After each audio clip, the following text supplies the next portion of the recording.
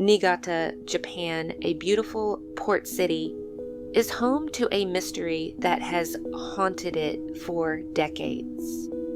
In 1977, a 13-year-old girl named Megumi Yokota vanished into thin air during a short walk home from badminton practice.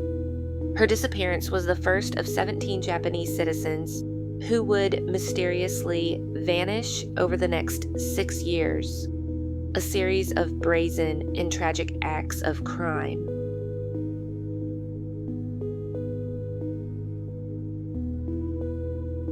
The Yokota family lived a quiet life in Niigata, a peaceful middle-class neighborhood of a bustling port city. Megumi was a cheerful and bubbly 13-year-old girl, the eldest of 3 children.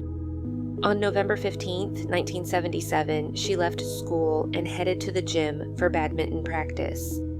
As the sun set, Megumi started her walk home. She was only a few minutes from her house, but she never arrived. Megumi's mother, Saki, became anxious and called the police. Tracker dogs were brought in but lost her scent at the top of a nearby hill. As if she had just vanished, there were no eyewitnesses and no items left behind. For a year, police dedicated thousands of hours to the search but found nothing. The family was devastated. Megumi's father, Shigeru, would walk the beach, and both parents would shed silent tears, but they never gave up hope. For the next 20 years, they were left with nothing but an unsolved mystery, wondering what had happened to their little girl. Then, in a shocking twist, an unexpected call came in January 1997. An MP informed the Yokota family that their daughter had not simply disappeared. She had been abducted by North Korean spies and was reportedly living in Pyongyang. The news was a gut punch. A North Korean spy who had defected to the South later described meeting a Japanese woman who perfectly matched Megumi's description. He relayed her story, explaining that the abduction was a mistake. 2 agents, panicked after being spotted on the beach, grabbed the first person they saw, mistaking the tall 13-year-old for an adult. Megumi was locked in a dark storage room for 40 hours as they traveled to North Korea. She cried for her mother, her fingernails bloody from trying to claw her way out. To calm her, the agents promised that if she learned fluent Korean, she could return home. A few years later, at 18, she was told the devastating truth. She could never go home. Instead, she was allegedly forced to work as a spy trainer, teaching Japanese to other agents. Over the next few decades, more facts came to light. Rumors of strange lights and radio signals plagued Japan's coast. It became clear that Megumi was not an isolated case. A convicted North Korean terrorist, Kim Yun-hwee, confessed to her crime in 1987 and revealed that she was trained by an abducted Japanese woman named Yaeko Taguchi. This testimony was a major turning point, confirming that the abductions were real. The Yokotas, along with other families, formed a support group called the Association of Families of Victims Kidnapped by North Korea. They lobbied the government and tirelessly spread awareness of their missing loved ones.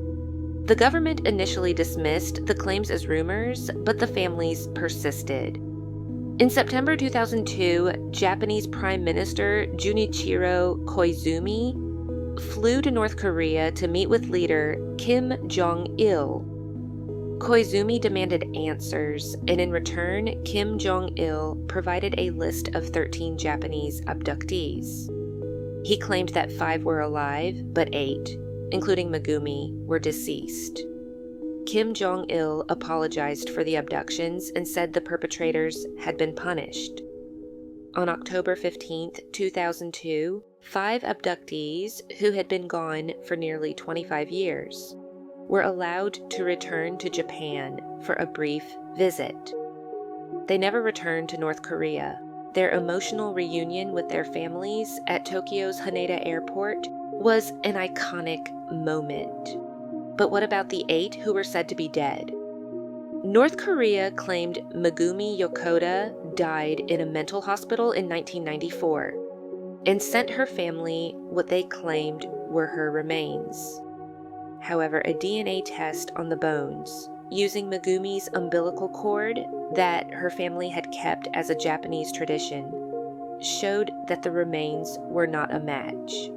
North Korea's story began to unravel. Another returned abductee stated that Megumi had lived next door to her for months after her supposed death date. In 2006, Megumi's alleged North Korean husband, Kim Young-nam, claimed she died by suicide, but his statements were widely dismissed by her family, who believed he was reading from a script. Despite the conflicting stories, a glimmer of hope remains. The parents of the abductees are aging, and a new generation is now taking up the fight for answers. Koichiro Izuka, the son of abductee Yaeko Taguchi, learned of his mother's true fate at 22 and has since become a public face of the movement. Most importantly, in 2014, the Yokotas were finally allowed to meet their granddaughter, Kim Yoon-gyong, in Mongolia. While they didn't ask if Megumi was alive, their hope was renewed. The case has had a lasting impact in Japan, inspiring documentaries, manga, and even stage plays that keep Megumi's story alive. Naoki Shida, the director of Niigata's abduction office, organizes dozens of exhibitions a year. He says, "The voice of every Japanese person is a big force to move the government and eventually lead to their return." And that's it for today's case. What are your thoughts about this case? Do you think these families will ever receive the answers they deserve or any justice? Thank you for listening. Stay safe, and I will see you for the next episode.